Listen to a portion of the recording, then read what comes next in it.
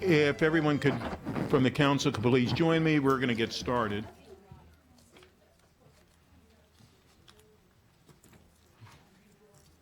We'd like to thank everyone for being with us at the state legislative update here.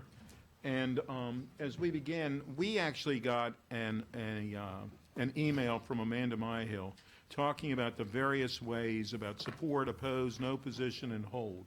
Is everyone okay with doing it that way? I see head shaking yes, which is far different from last week. So are we okay? Yes, I'm looking on both sides. Okay, good. So that we're going to start.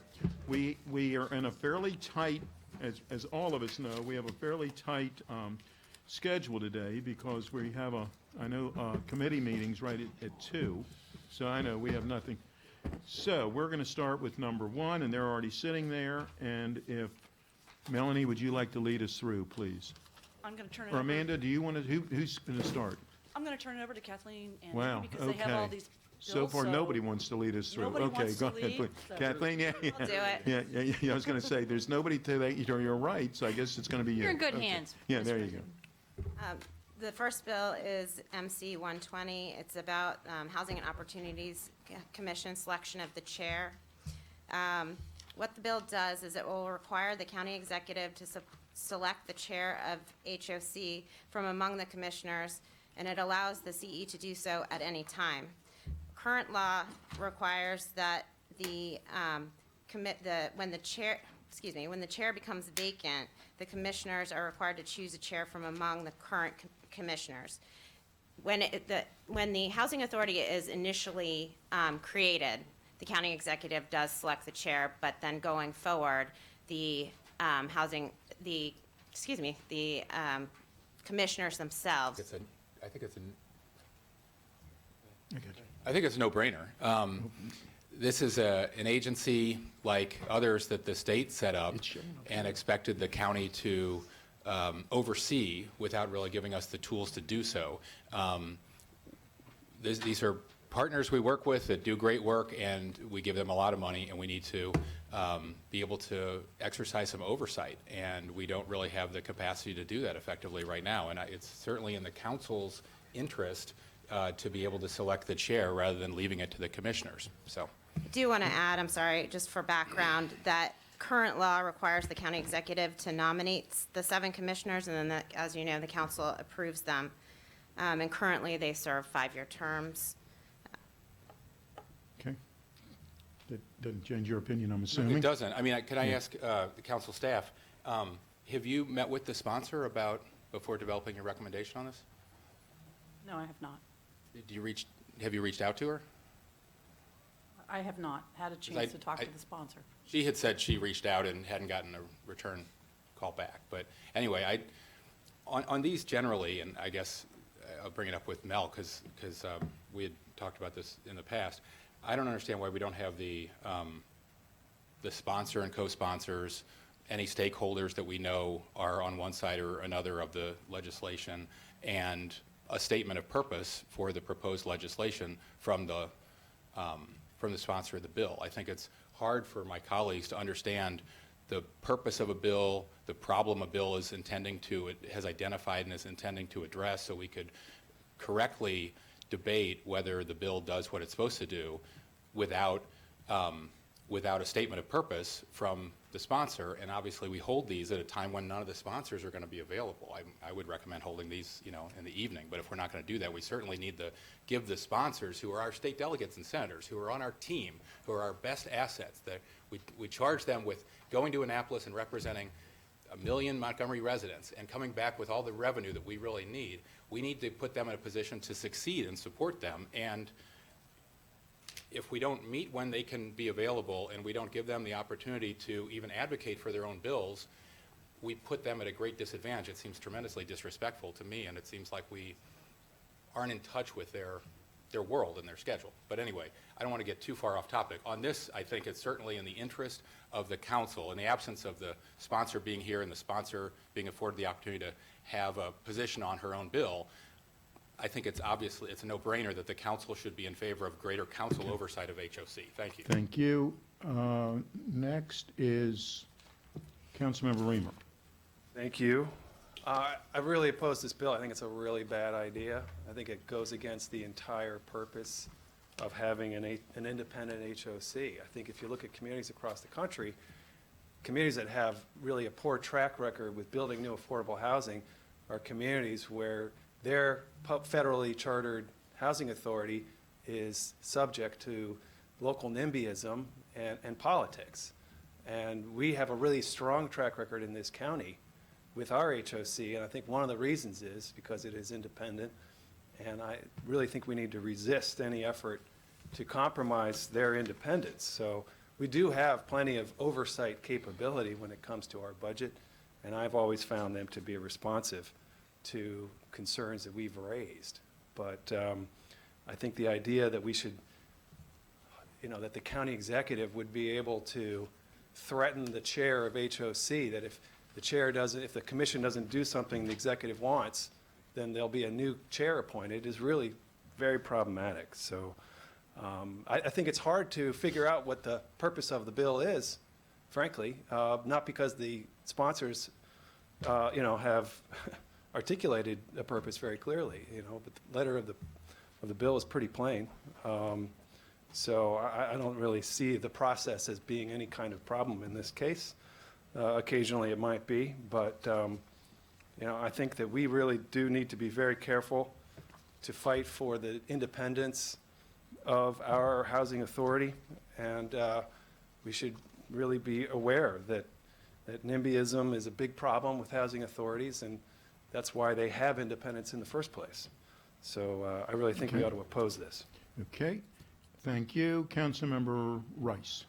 I'm going to be brief.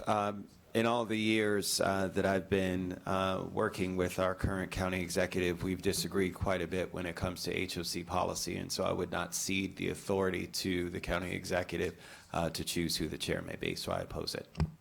Okay, thank you. Councilmember Friedson. Appreciate that. I appreciate this discussion. I share concerns about the legislation and some of the effects that it could have, but I do appreciate the bill sponsor's intent here, and I have spoken to her at length and do understand the goal and where she's coming from. I happen to believe that providing the county executive with the authority to appoint the chair actually limits the council's authority here, because it puts the county executive in a position where basically the chair of what has historically been an independent housing commission would effectively work for the county executive. And I have severe reservations with that, and that has nothing to do with one particular county executive or another, but the question of, I serve on the county council. I'm very protective of the council's institutional authority, and I think that the way that this is set up is counter to that. I know the bill sponsor and I have had conversations of different ways to go about it. I'd be open to discussing those, but I have real concerns, particularly about the county executive having the authority to appoint, based on the fact that I think it would be the council agreeing to give up some of our authority, whereas now we are seen kind of on a level playing field, so to speak, as a key stakeholder with the county executive. I do think there are real benefits to having an independent agency. It comes with some challenges of having independent agencies. We face this in other agencies as well. Hopefully we can work on some of those challenges of transparency and accountability, of making sure that we're all accountable. But I think that the council needs to make sure that it has the authority to make appointments, and the council needs to make sure that we're doing it. And my understanding is that the sponsor is open to some changes, and so I oppose the bill in its current form, but open to continuing to have conversations with the sponsor to figure out best ways to get to her desired outcome, which I appreciate. Thank you very much. Councilmember Jawando. Thank you, Mr. President. Just a couple of questions. This is how Prince George's County does it, right? This is mirrors their law. That's correct. The county executive does pick the chair. That is correct. Okay. And then currently, under current law, the county executive picks the chair if it becomes vacant. Is that correct? No, that's not correct. That's what the bill would allow to do? Yeah. So under current law, when the Housing Authority is formed, the county executive gets to appoint the chair along with the other commissioners because there's simply no commission formed. At the very beginning. At the of that very process. beginning. Okay. And under current law, the commissioners only appoint a new chair when the position is vacant. Under this bill, the county executive would be able to appoint the chair at any time, not just when it's vacant, Right, so, as okay. drafted. Got it, understood. And I too have heard from some of the sponsors and think they're open to potential amendments. And last question, are the powers of the chair considerable in HOC? What authority does that give the chair? And I know the chair is here, but do you know what kind of authority that person has? Is it versus the president of the council here, which is one vote, like they set the agenda, for example? What, is it similar? That I don't know. I defer to HOC. Okay. Well, I would agree with my colleagues at this point. I don't think we're in the business of ceding authority, and certainly not at the whim at an undefined period of time. So I think, but I'm open. People want to come back and modify them with different information. Maybe we can And make a different I'll choice. get you that information about what the chair does. Okay. Thank you. Thank you. Councilmember Glass. Thank you, Mr. President. Like my colleagues, I spoke with the sponsor of the piece of legislation moments before stepping into this chamber. I had a few questions, but the one question I have for you, continuing the questions that my colleague asked, how of the approximately 90 different boards, commissions, and committees here in Montgomery County, how many have the county executive selecting the chair? I cannot answer that question, but we can get that information for you. The reason I ask is because I just want to understand the precedent that either this might be setting or how this applies to precedent that has already been set. But if we don't know the answer, okay. Thank you. Thank you. Councilmember Navarro. Thank you, and I did have an opportunity also to discuss this bill briefly with the sponsor. I understand her desires, and I appreciate the impetus for wanting more transparency. I think that it's really about an issue of what are we trying to fix, and for Montgomery County specifically, as we are right now really grappling with this major challenge around affordable housing, et cetera, and as it was described by Chair of the Fed Committee, issues of NIMBYism and things like that that stand in the way, I believe that it is best that we continue to do what we're doing and that we don't cede this particular authority. It doesn't matter really who the executive is. The bottom line is that we need to do whatever we can to keep it more independent. And so for those reasons, again, I would be open to looking at ways to enhance transparency and accountability if these are some of the issues of concern, but I cannot support this bill in this form. Thank you. Councilmember Vice President Hopper. I won't belabor the point, but just to be clear, well, I wouldn't say we have a great track record per se. There's important work being done, but we do have an affordable housing crisis. And I do think, in general, taking the county executive out of it, I'm for more oversight over this body from elected officials. And whether it's, if you take the county executive out of the bill and you have the chair appointed by the council, I think that would be even superior bill. But I'd like to see that as an end goal rather than commissioners appointing commissioners. Independence is, to me, a buzzword agencies often use to lobby for their own lack of accountability. And what we want is dependence and accountability to voters, and we're the ones selected by the voters. That's why I think we should pick the commissioners and the chair. Thank you very much. All those in favor of approving this motion, which would, what? Well, there's no motion. All right, so for a straw vote then, all those in favor, the way I'm counting it is that we have one person that is in favor of it and everyone else is not, but I'd like to make certain that I'm counting this right. So would you raise your hand if you're in favor of recommending this legislation? Yes. So we have one. Those oppose this legislation, and that's everyone else, right? Thank you very much. We're moving right along. We're already up to number 2. And if you could please explain that, whoever's explaining it. This bill also deals with HOC. It makes various alterations to some of the processes. It requires the HOC to provide live streaming services for each one of its meetings, prepare written minutes for each HOC meeting as soon as practicable after the meeting, submit the proposed budget to the delegation at a specified time, publish the financial report for the previous fiscal year on its website, publish the full and complete audit from the previous fiscal year on its website, report payment data for any person that receives $25,000 aggregate payment in a single fiscal year, and enter into a contract with the county to include HOC's payment data on the county's Spending Montgomery website, or develop its own searchable website with the spending data. Under current law, the Open Meetings Act requires the HOC to prepare minutes as soon as practicable and retain the minutes for at least 5 years. HOC began live streaming its public meetings in November, and with that, the Open Meetings Act requires that this be retained for 5 years as well. Okay. And your recommendation? Oh, I'm sorry. The county executive supports the bill. The county council staff supports with a clarification on budget timing and the timeline for the searchable databases. I do want to note that a couple county agencies wanted to give some advice on certain things. The Office of the County Attorney had a little bit of a concern about the privilege in regards to publishing the full and complete data, because it may raise some concerns about just some certain privileges.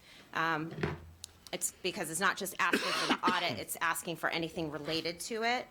And then I spoke to the Department of Technology Services and Finance regarding Spending Montgomery and becoming part of that, and they did raise a few issues that could potentially arise. I spoke to the sponsor of the bill about this, and he has agreed to strike that component of the language regarding referencing Spending Montgomery. Whether or not they can do it, would have to be determined, but he is going to strike the language from the bill.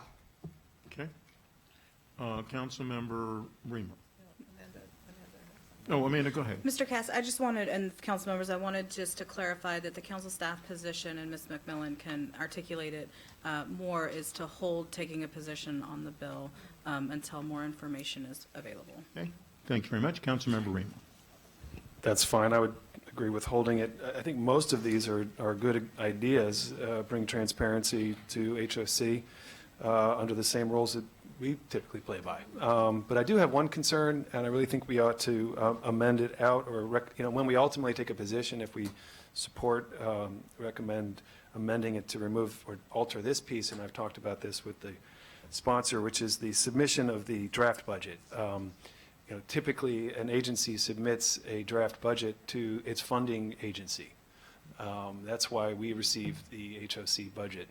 And the state really does not fund HOC. It's funded through federal funding, and then we provide millions of dollars, $6-7 million a year in rental subsidies and other support, but the state does not. And so I think it's just sort of procedurally incorrect to submit a draft budget for input from a non-funding agency. And so I'd recommend that that piece be adjusted so that it is, the approved budget or something along those lines. And again, I did speak about this with the delegate, and Delegate Carr, he's open to that. I think probably more concerned about the other elements of the legislation, but we'll see. Thank you. Councilmember Rice. Well, thank you very much, Mr. President, and I agree with all of the comments of the chair of Fed. I think that, again, I'm more in line with, supporting with the amendments. The agency has already said that they support the bill with some key amendments, and utilizing council staff. I think that just the only reason why we would hold it is to generate those amendments, but I think that a general voice of support from us in terms of supporting with the amendments to be drafted that would address the concerns that were raised would be appropriate. So that's where I would stand. Okay. That's a motion. It's been moved and seconded. All those in favor of supporting with amendments, please rate. Are we holding or are we supporting? He's saying supporting with amendments. The to be drafted, the bill draft, that we're addressing the concerns of two. Okay. That's what I said. Okay. Right. Okay, well, it's been seconded. Support, the motion is to support with amendments. All those in favor, please raise your hand. And that is unanimous. Thank you very much. Next is 520-520. This is the third HOC bill. It is dealing with the procurement process for HOC. What it would do is require that HOC adopt procurement provisions that conform to the Montgomery County Code and regulations for all purchases that are not specifically regulated by federal procurement requirements. Okay. Current law requires that local law requires that several non-county entities like the state's attorney's office and the sheriff's office, for example, adhere to the county's procurement regulations. Now that is drafted into the law. I do want to lay out that this bill would require HOC to create a separate but parallel process, procurement system process.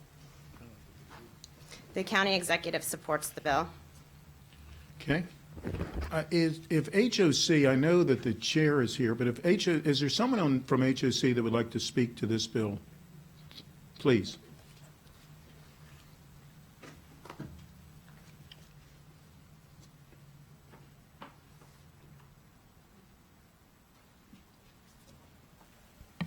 Hi, good afternoon. Christina Otten, HOC, Legislative and Public Affairs. We just wanted to say that while we understand the intent of Delegate Carr's bill, the fact remains that HOC actually already maintains its own procurement policy.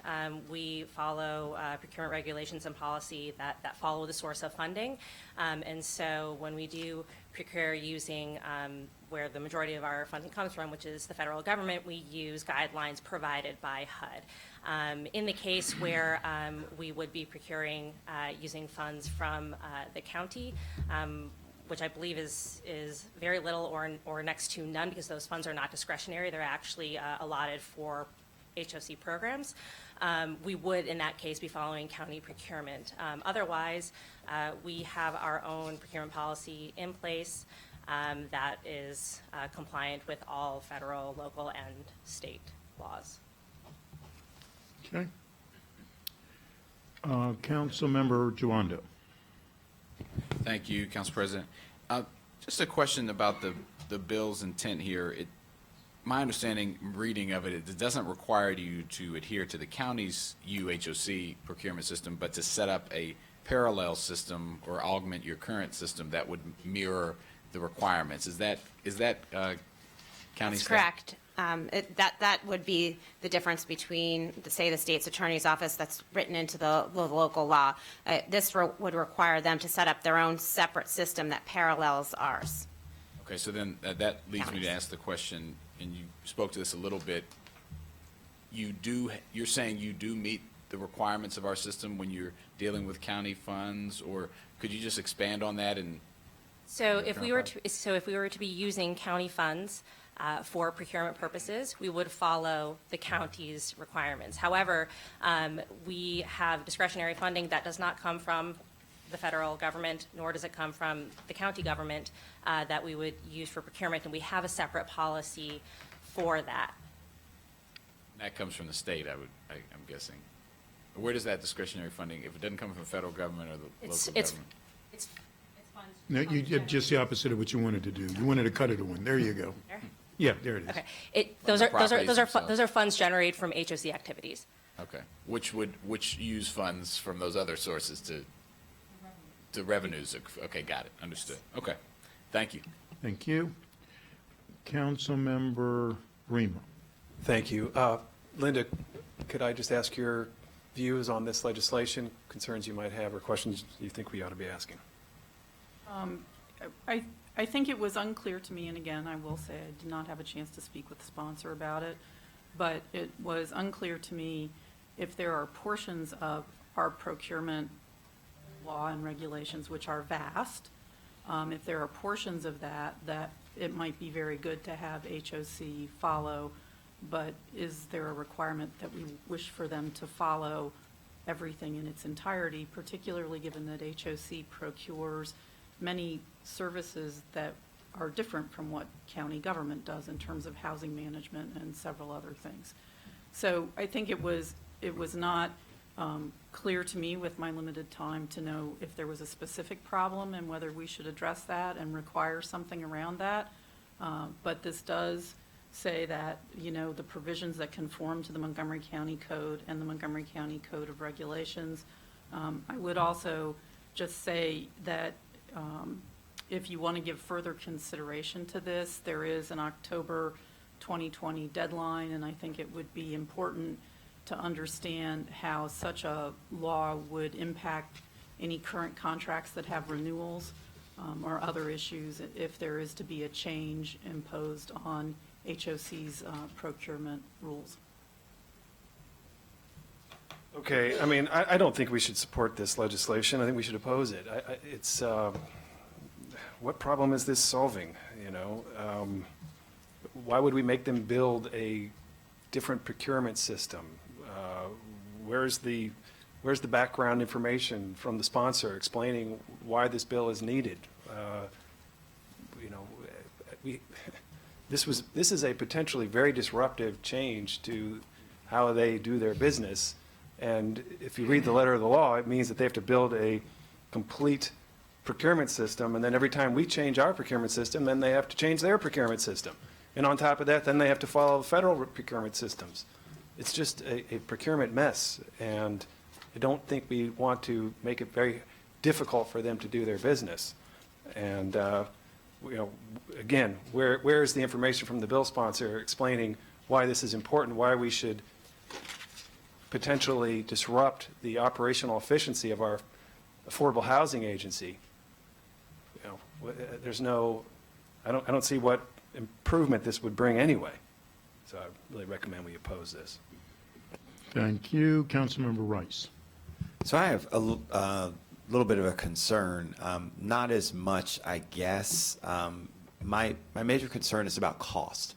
And if we're talking about creating a new system that costs money, which ultimately means that we're taking away from money that would be provided for folks who need low-income housing. I mean, HOC is not a for-profit company who has cash that it dips into to then, take from shareholders to devote to these kinds of projects. So I'm looking at it from that perspective. And with our procurement process in general, that continues to be criticized by some of our folks here in the county. I'm just not sure if we want to attach someone to something that we haven't yet gotten it just the way we want it to be yet, would kind of be my concern. So, I've been, I haven't talked with Mr. Shetty about this particular, but I know I've talked to him about a number of procurement issues that I continue to work with him on that we have challenges with that need to be addressed. So I'm not sure if I want to strap somebody else on to this pony just yet, not knowing that our process isn't where it needs to be. So I would say go with the existing process. Maybe this is something that we come back to a year or two from now when we have a better procurement process that we feel confident in. I know that the county executive himself is putting forth bills to change the procurement process. I have a bill. Councilmember Juando has a bill. So I don't necessarily think this may be the right time for us to do it. It may be something in which maybe next year or a year after that we can take a look at. So that would be my thought. Okay. Councilmember Friedson. Appreciate that. Associate myself with comments of Councilmember Rice. The concerns are, one, the impact that it would have on costs to housing. The whole purpose of HOC is to make housing more affordable, and so anything that increases the costs of the bureaucracy decreases the amount of affordable housing, the number of people, the amount of help we can provide, the demographic of folks that we can support in terms of where they fall in the income spectrum. So that concerns me. I am also concerned with the fact that I think we don't do procurement very well in the county.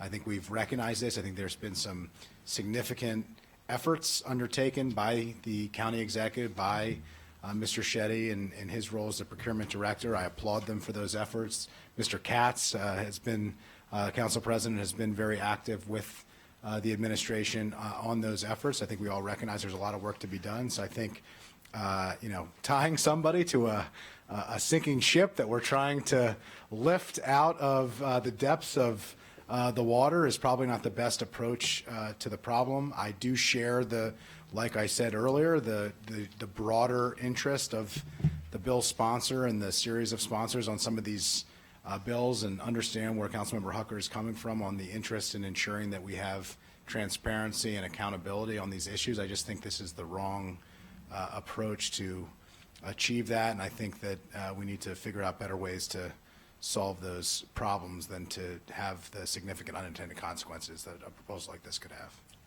Okay. I see no other lights. It's been moved to oppose. Is there a second? It's been moved and seconded.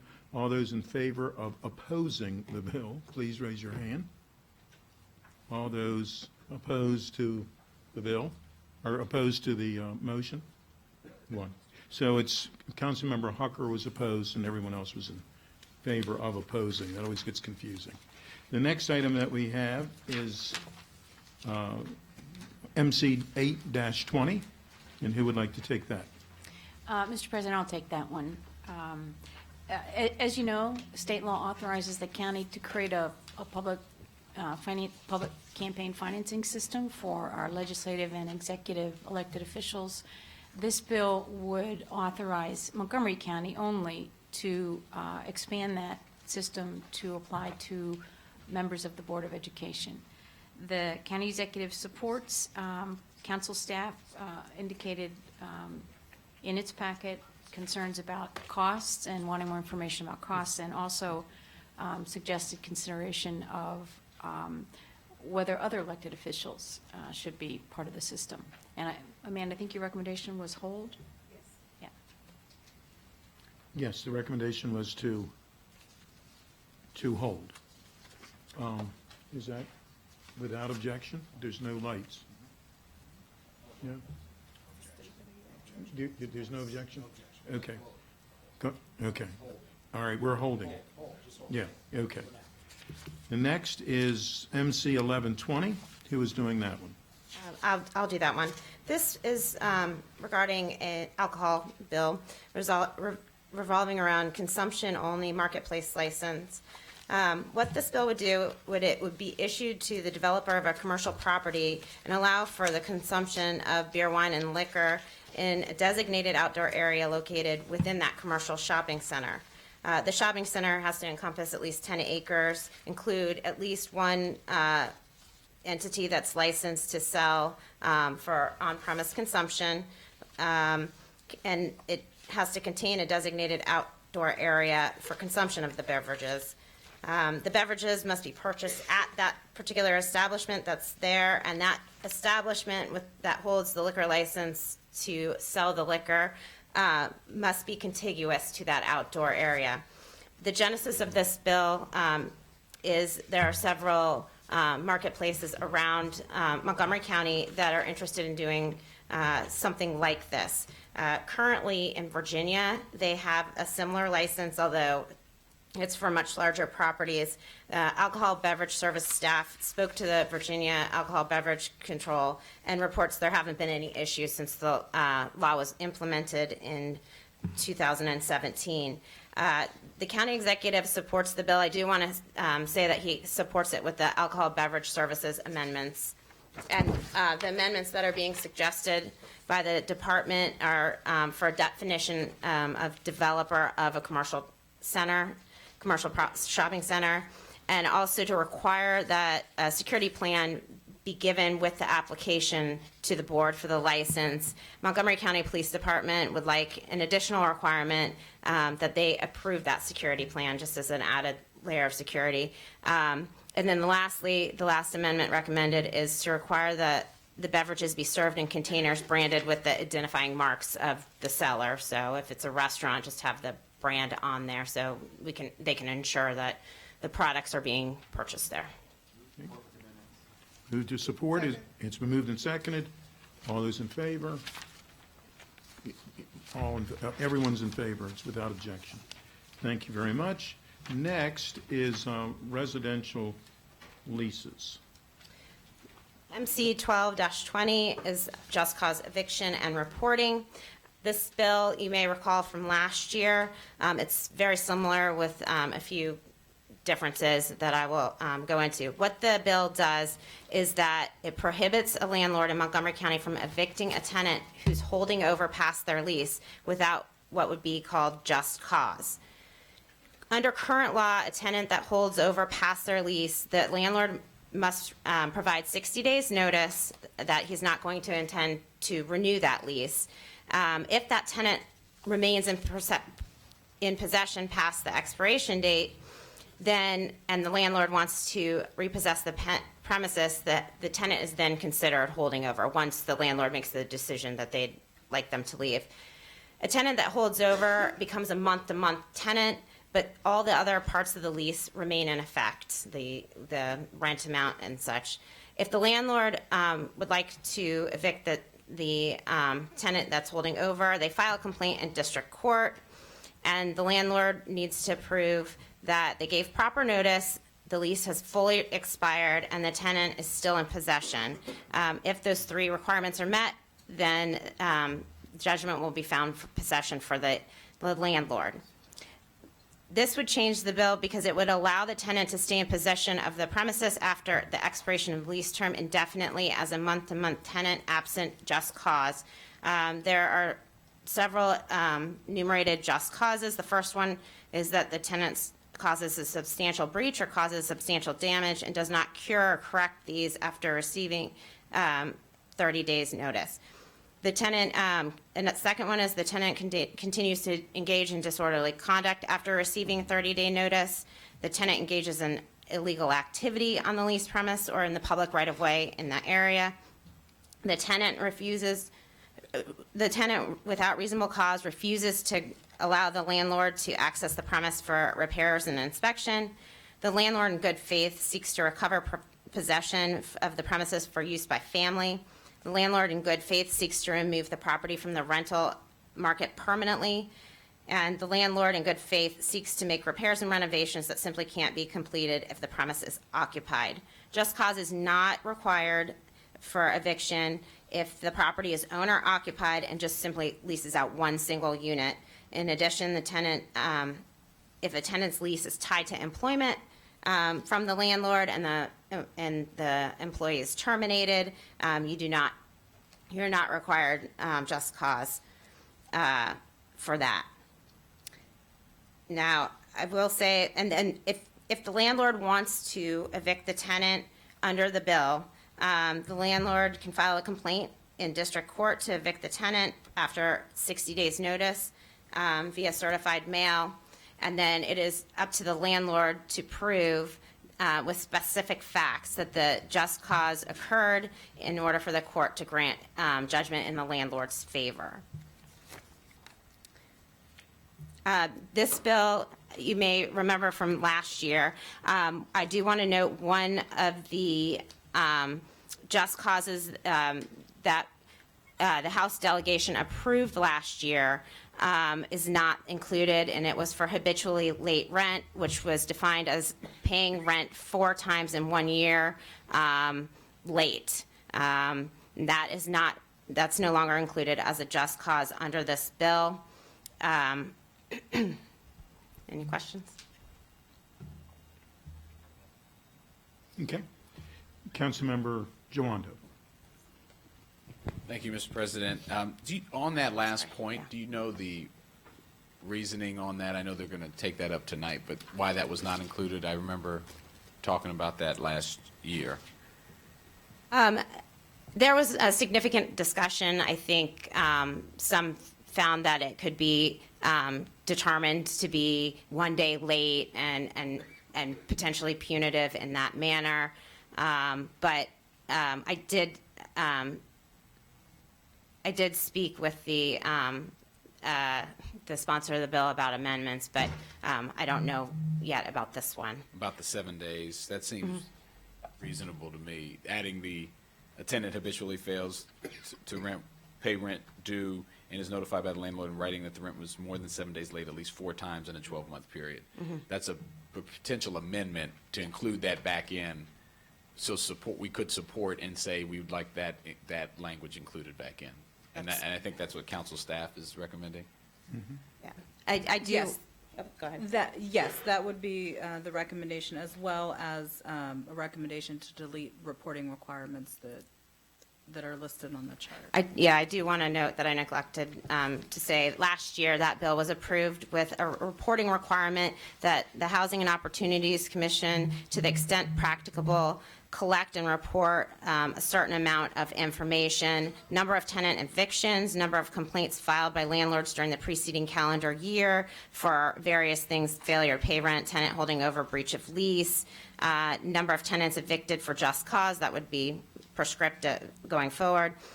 The tenants who are evicted receiving Social Security, SNAP benefits, a part of an HOC program, the size of the family, the age of the individual evicted, and then there's a note that they'd like the race and gender information included, but the info may be aggregated to protect privacy.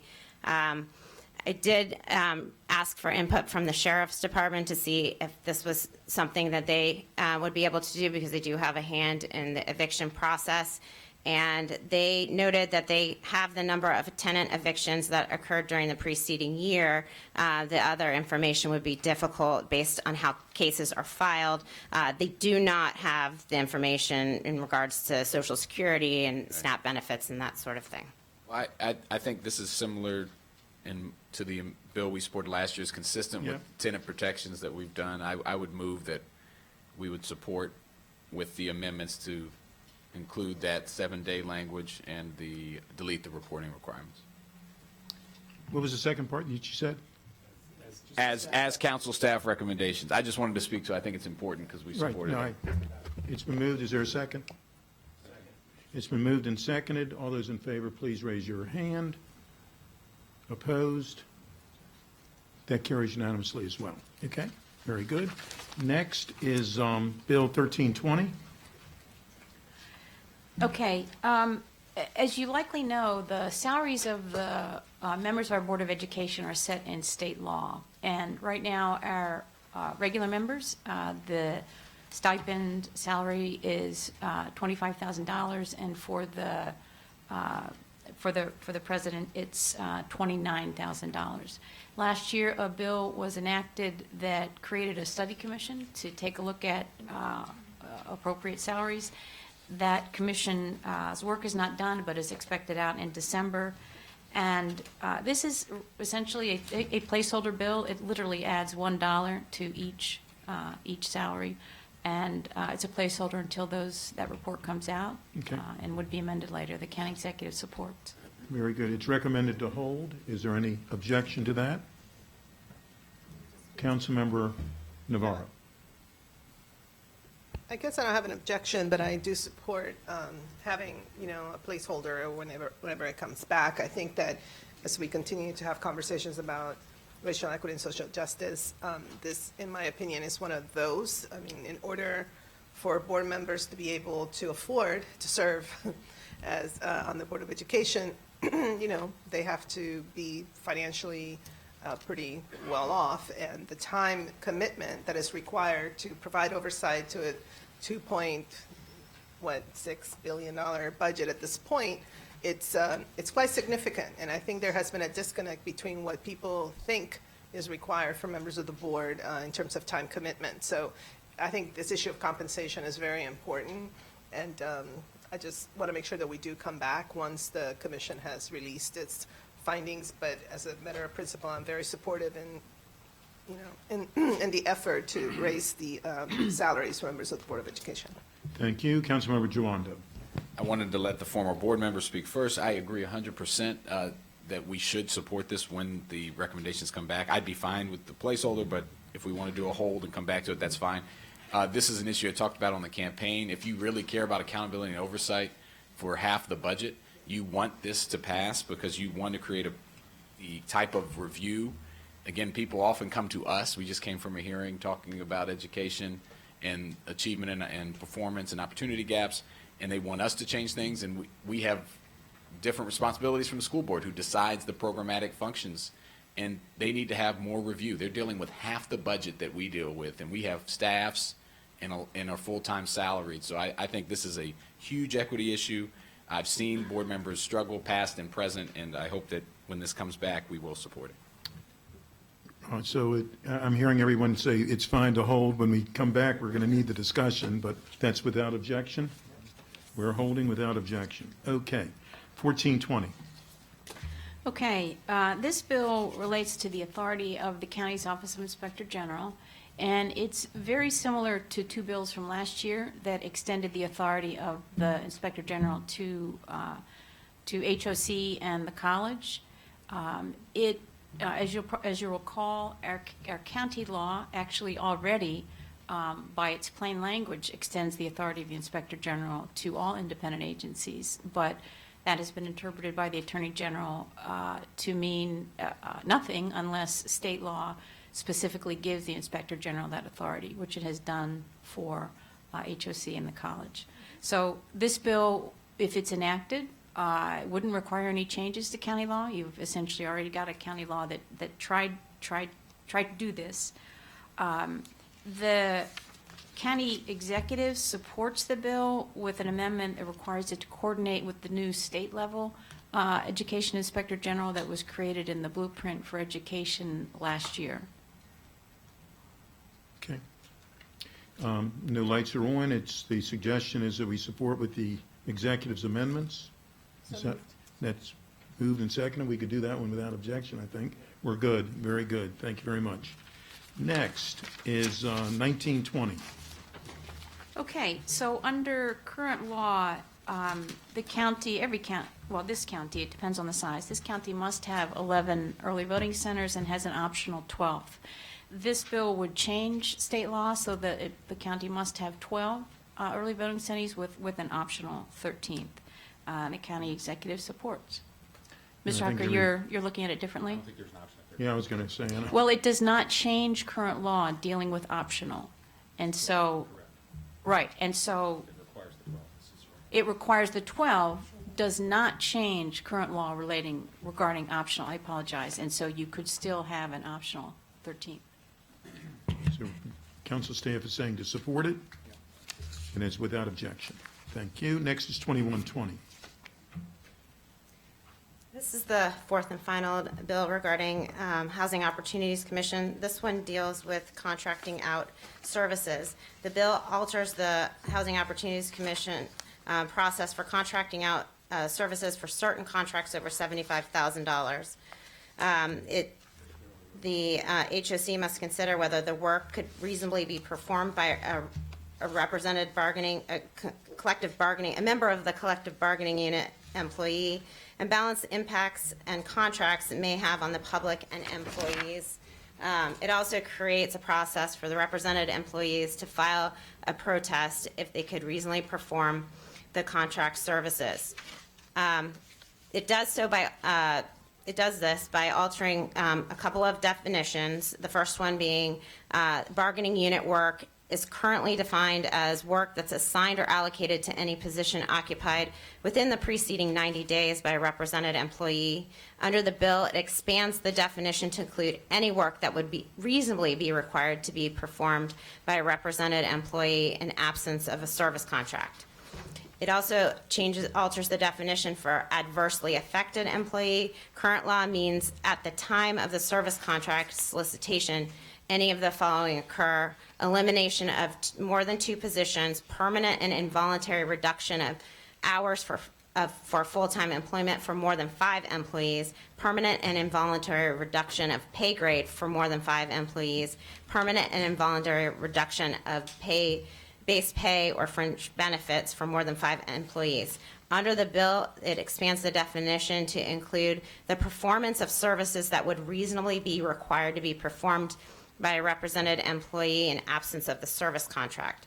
As I noted, it includes an impact analysis that's required before the service contract can be created.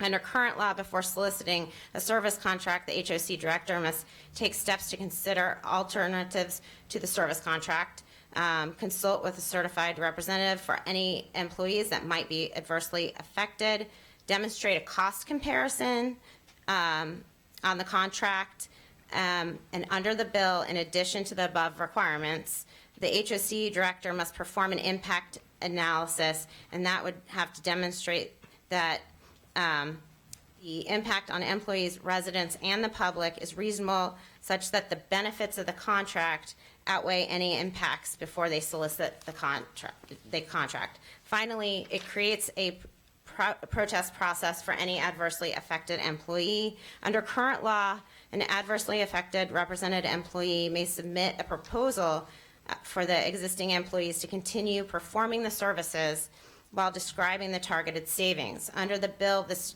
changes it significantly. The collective bargaining representative may file a protest, and if the protest cannot be settled, it will be referred to binding arbitration before the Labor Relations Administrator.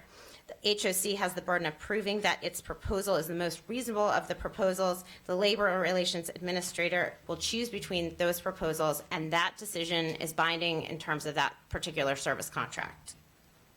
Okay. The county executive supports the Thank bill. you. Councilmember Reamer. Thanks. Does council staff, is this, Linda, is this to you? Can you talk to us a bit about what concerns you might have? I would recommend you hold, because I have not had, I cannot tell you because I have not had sufficient time to really work through some examples and to see how this might change what is the current practice, and then also to understand if it's consistent with what the county requires around the contracting out proposals. So I think it's a very, it's a complex My understanding is change. this is different from how we do business in the county government. Is that? I'm not sure. I'm telling you, like, I'm not sure. It's a complex change, and I haven't yet, in the turnaround time, It's had being time to sug- understand it. Hold for now? It's being suggested that we hold, and that is without objection. Thank you very much. Next is 2320. Okay, this, Go ahead. Mr. President, this is an enabling bill, and it would authorize Montgomery County to create a property tax credit for individuals who are at least 65 years old and who volunteer with public schools and nonprofits. It was requested by Councilmember Albornoz, and it is enabling only, and all of the specifics of the credit would be decided here in Montgomery County.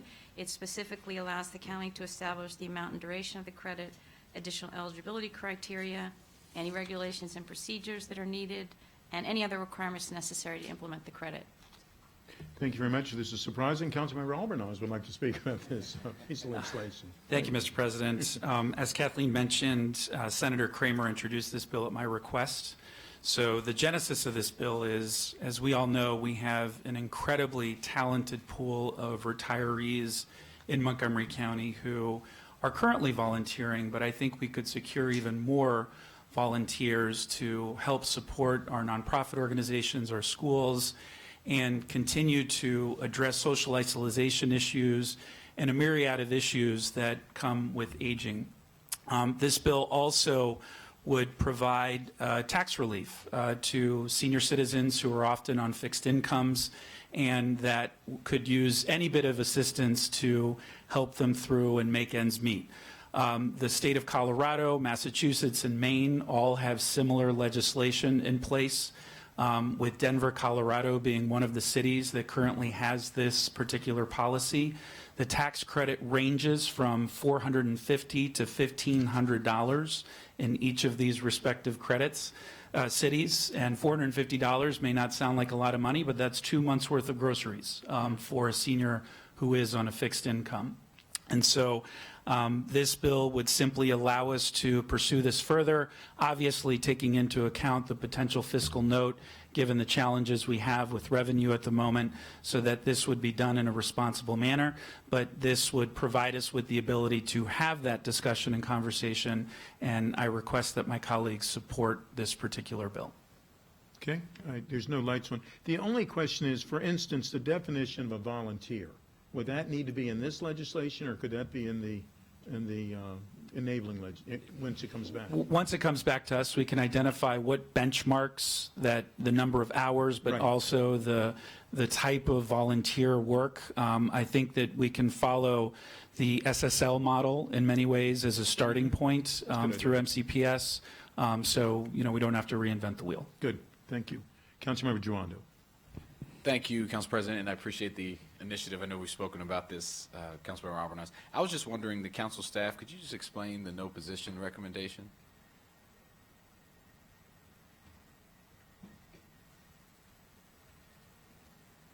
Sure. Tax credits in the county are not a net zero game. If you provide a tax credit to a resident, another resident will pay more in taxes. Council staff didn't feel like there was a reason as enabling legislation that we needed to weigh in on this until it was before the council based on what the state chose to do.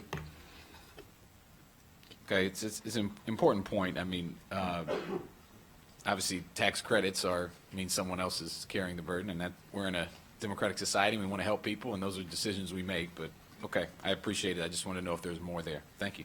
Thank you. Councilmember Rice. So yeah, I think this is great. I also think that in line with what we're doing with our racial equity and social justice piece, I would hope that we'd also have a tinge on that, just as we just had a conversation in education and culture about targeting resources to our schools that need it the most, our areas that need it the most. Certainly, I would think that something like this, while I'd love to have a senior volunteer at Whitman, the reality is that if they volunteered at Wheaton, it would make a lot more in terms of addressing what we're trying to do. So I would certainly want to make sure that as we're looking towards what guidelines we put forth, that we put that lens on this as well. So thank you for the initiative. I think it's great. Is there any motion to support? Is there a second to support? Second. It's been moved and seconded to support. All those in favor, please say, or raise your hand. We are supporting. Thank you. Next is 2720. This one deals with alcohol legislation as well. It's for a catering extension. This comes to us from Denizens Brewery. What it would do is authorize the Board of Licensed Commissioners to issue a catering extension to the holder of a I think we're Okay. going to All right. support this one, yeah. Works for me. Thanks. It's been moved. Is there a second to support it? Second. All those in favor, please raise your hand. We're supporting. Thank you very much. Next is the electronic partition bill, is which I've suggested, that it's a statewide enabling legislation to allow counties to regulate the operation of electronic room partitions in public and non-public schools. Obviously, there was a tragedy in Northern Virginia where they've enacted similar legislation, and I'm suggesting that we should not wait for a tragedy, that we should ask the state to have legislation similar to what Northern Virginia is doing. Is that without objection? And that's without objection. And the last one is, I don't know who's going to explain that one to us, but we've discussed this before. Who's going to bring that one up? For the electric energy community choice energy. I'm going to let Amy talk about this one. Okay. This bill would be an enabling bill to allow local governments or groups of local governments to form an aggregate to negotiate the purchase price of electricity or generate electricity itself. It is an opt-out provision, and that means that it would become the default rather than the standard offer service that we currently have as the default, but it does allow the public to affirmatively elect to choose another provider. This allows local governments to amass demand to negotiate both better rates and potentially choose cleaner energy sources.